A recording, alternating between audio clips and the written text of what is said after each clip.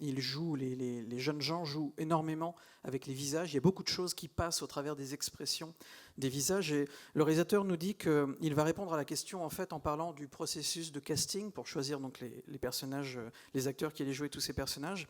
Ça a été un processus assez long parce ils ont vu plus d'un millier de jeunes gens, un millier d'adolescents.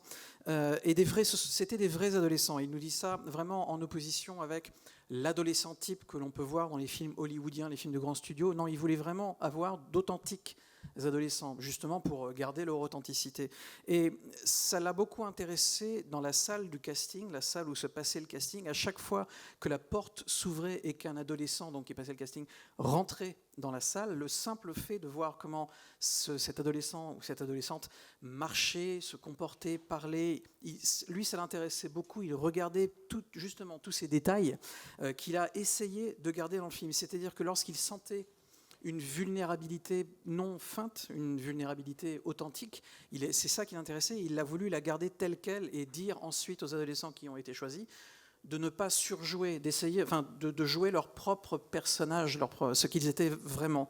Donc voilà, la vulnérabilité, le charme également qui peut se dégager de la personnalité d'un ou d'une adolescente, c'était les aspects qui l'ont intéressé et qui ont fait que les personnages ont l'air si réels. Et c'est également pour cette raison, en leur demandant d'être le plus naturel possible, c'est pour tout ça, en fait, pour toutes ces raisons-là, qu'il a décidé de s'attacher à filmer au plus près des visages et de faire passer toutes ces émotions-là au travers des visages des adolescents en question. And what about the second question? Was it difficult for the actors to work to make so many emotions go through their faces and their facial expressions? Well, I guess that taking them as they were, and I think that to a large degree, the people on the screen in Ham on Ride, they sit in between actor and non-actor. It's interesting, the people in Los Angeles, the young people who go out for films, is they claim to be actors, and many of them professionally are, but there's a large degree of, I know that a lot of people involved in the film already have gone on to do other things. They were young and their parents were telling them to try out acting. So you have these people with a professional ethic, but they're just kids and they're just themselves. So I don't know if it was hard for them to embody these things and do these things on their faces. I think that I really was, as I said before, taking them as they were, trying to honor what I already saw in them. So my goal wasn't to make anyone strain themselves to do something when I was working with such young people who had little to no experience with acting. Oui, en fait, il nous dit par rapport à la deuxième question que je vais traduire, du coup, est-ce que c'était difficile pour les comédiens, en tout cas c'était difficile pour les comédiens, difficile pour lui de mener les comédiens à exprimer beaucoup de choses au travers de leur visage, de leurs expressions. Et il nous dit qu'en fait, pas vraiment, parce qu'il y a toujours une ligne assez fine qui sépare les comédiens des non-comédiens, en tout cas les comédiens professionnels des comédiens non professionnels.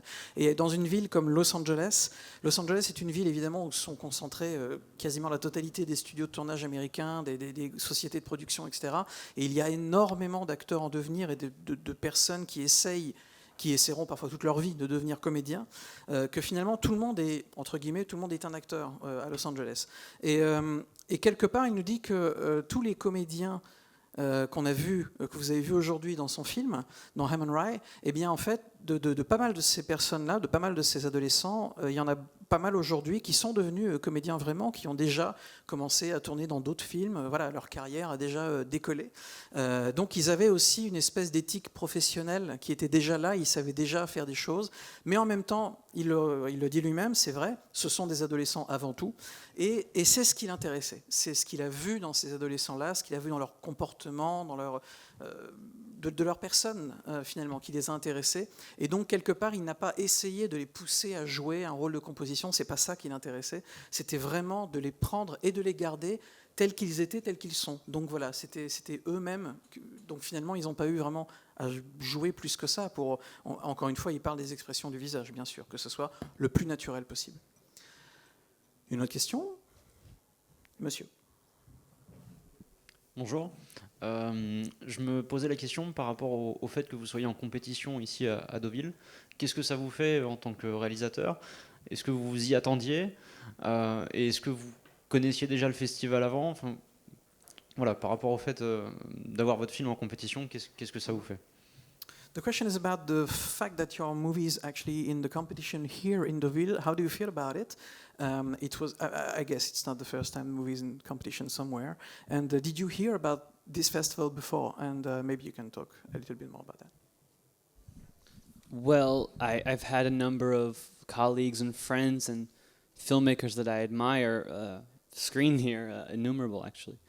But I actually did not know about this festival before we received the invitation. I think that I should mention then that my first public screening was only in February of any film I'd ever made. So I'm pretty new to a lot of these processes. How do I feel about being in a competition? Strange. I think it's pretty weird to be competing against other films that are fantastic. And I don't know. I'm not a very competitive person. Yeah. Alors tout d'abord, j'ai pas mal de collègues, nous dit Tyler, d'amis, également de cinéastes que j'admire, qui ont été, dont les films ont été présentés ici, dont les films ont d'ailleurs été en compétition ici auparavant, mais ceci étant dit, je dois vous l'avouer, nous dit-il, non, il n'avait pas entendu parler du festival de Deauville avant d'avoir été sélectionné à ce festival-ci.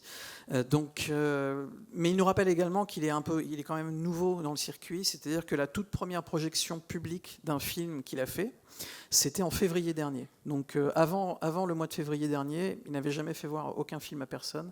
Donc voilà, c'est tout nouveau pour lui.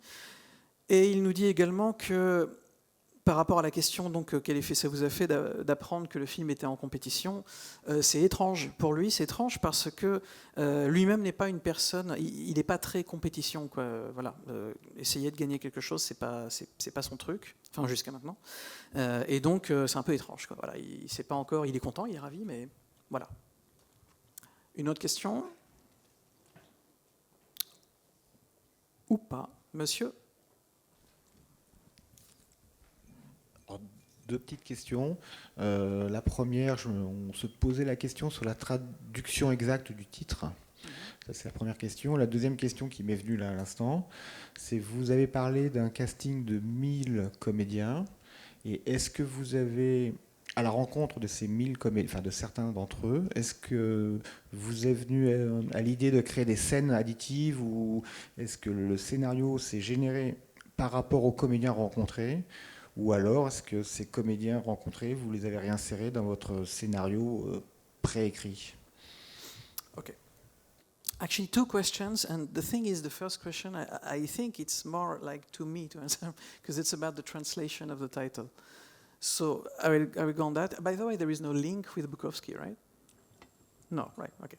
Alors, je vais d'abord en fait répondre à la première question. Il ne parle pas bien français. Ham on rye, en fait, ça veut dire jambon sur pain de seigle, c'est-à-dire, c'est une expression assez connue aux États-Unis, c'est le sandwich pas cher, quoi. Voilà, c'est le petit sandwich qu'on mange comme ça. Ça veut juste dire ça. Ça veut rien dire d'autre.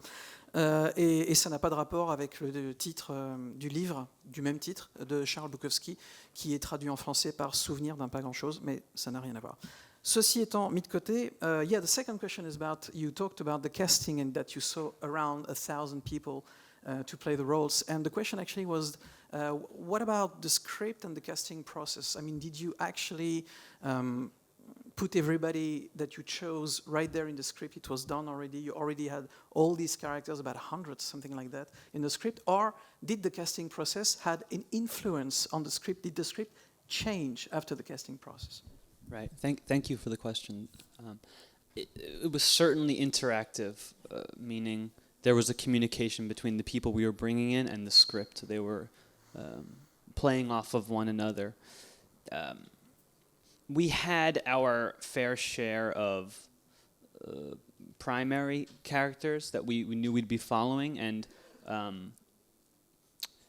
that was the more scripted elements. You could see characters like Haley or the boys with the one with the crutches and whatnot. These people, they were set in stone in a way. But we had this philosophy while making this film where we said no one is an extra, and we looked at a film called McCabe and Mrs. Miller by Robert Altman as an example of a film where I believe the people who are considered background talent on that film were in character for like 2 months. It's just absurd practice, and he wanted to capture, and he used a lot of improvisation, he wanted to capture everybody in this community to really tell the story about a community. And I love this. I thought it was, I think that's brilliant. I think it's beautiful. So I wanted to employ these same tactics. So a lot of the script was formulated on the people we were getting in to fill these spots of essentially the core of this town. I didn't, by the way, get the title of the movie by Altman. McCabe and Mrs. Miller. It's a fantastic movie. It's incredible. Maybe his best. Maybe. Maybe it has a French title. But whatever. Ça a été assez interactif, en fait. C'est vrai que je ne sais plus qui a posé la question. C'est monsieur. Voilà. Ça a été assez interactif. C'est vrai que le casting a pas mal influencé l'écriture du scénario ensuite. Mais alors voilà, de quelle manière? C'est-à-dire qu'il y avait tout d'abord certains caractères, on va dire, certains personnages principaux qui étaient un peu, nous dit-il, qui étaient un peu inscrits dans la pierre. Eux, on savait, c'était très écrit pour ces personnages-là. Hayley, le jeune homme avec ses béquilles, etc. Ça, ils y étaient là, ils n'y ont quasiment pas touché ensuite. Par contre, il y a eu une myriade de, entre guillemets, de personnages secondaires qui, effectivement, ces personnages-là ont pas mal changé, ça a été pas mal modifié en fonction des personnalités qu'il a pu découvrir au moment du processus du casting. Et il nous dit qu'il avait en fait une philosophie qu'il a appliquée au tournage du film et qui était que personne n'est un extra, c'est-à-dire, je ne sais plus comment on dit en français, mais les personnes qu'on emploie en général au cinéma juste pour passer derrière, de passer devant un truc. Comment ? Oui, une silhouette figurant, voilà, qu'il n'y avait pas de figurant, qu'il y avait vraiment que des personnages. Et il nous dit par exemple qu'un des exemples qu'il avait lui en tête, c'était l'exemple d'un film réalisé par Robert Altman. Le titre anglais, c'est McCabe et Mrs. Miller. Je ne sais pas s'il y a un titre français, je ne sais pas. Mais donc en tout cas, voilà, c'était le film qui intéressait parce que sur ce film-là, eh bien, Robert Altman avait la même philosophie. Et même pour les personnages qu'on ne fait qu'entrevoir dans le film, il y a eu une préparation de 2 mois. Il y a eu un travail sur le personnage, sur son histoire, sur tous ces personnages-là, pour que chaque personnage ait vraiment une vraie vie. Même si on ne la perçoit pas à l'écran, on la perçoit quand même. Et donc c'était aussi sa philosophie, de faire en sorte qu'il n'y ait pas de figurants, mais que des personnages avec, avec un vrai passé, avec une vraie histoire, et voilà, qu'on n'ait pas l'impression qu'il y ait des figurants, mais que chaque personnage existe vraiment dans le contexte, évidemment, du film et de l'histoire. Et voilà, et je crois que l'heure est maintenant venue pour nous d'arrêter cette conférence de presse. The press conference is now over. Thank you very much. Vous pouvez de nouveau applaudir Tyler. Thank you all so Taormina. much for coming. Appreciate it.